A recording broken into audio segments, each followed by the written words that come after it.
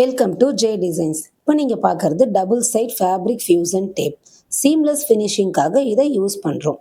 ரெண்டு கிளாத்துக்கும் சென்டரில் இந்த டேப்பை வச்சு அயன் பண்ணும்போது நீட்டாக ஃபினிஷ் பண்ணிக்கலாம்.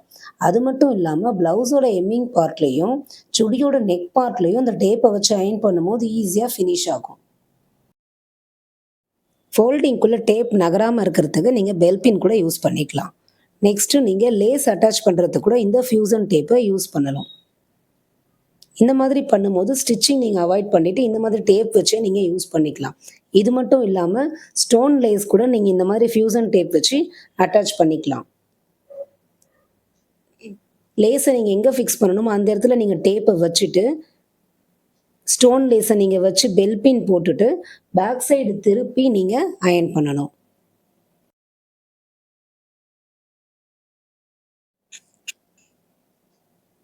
இப்போ ஃபினிஷிங் எப்படி இருக்குன்னு பாருங்கள். அது மட்டும் இல்லை, இந்த மாதிரி லேஸை வச்சு கூட நீங்கள் ஃபியூசன் டேப்பில் அட்டாச் பண்ணலாம். சேம் மெத்தடில் பேக் சைடில் திருப்பி நீங்கள் இந்த ஃபியூசன் டேப்பை வச்சு எம்மிங் இல்லாமல் ஸ்டிச் இல்லாமல் லேஸ் அட்டாச் பண்ணலாம்.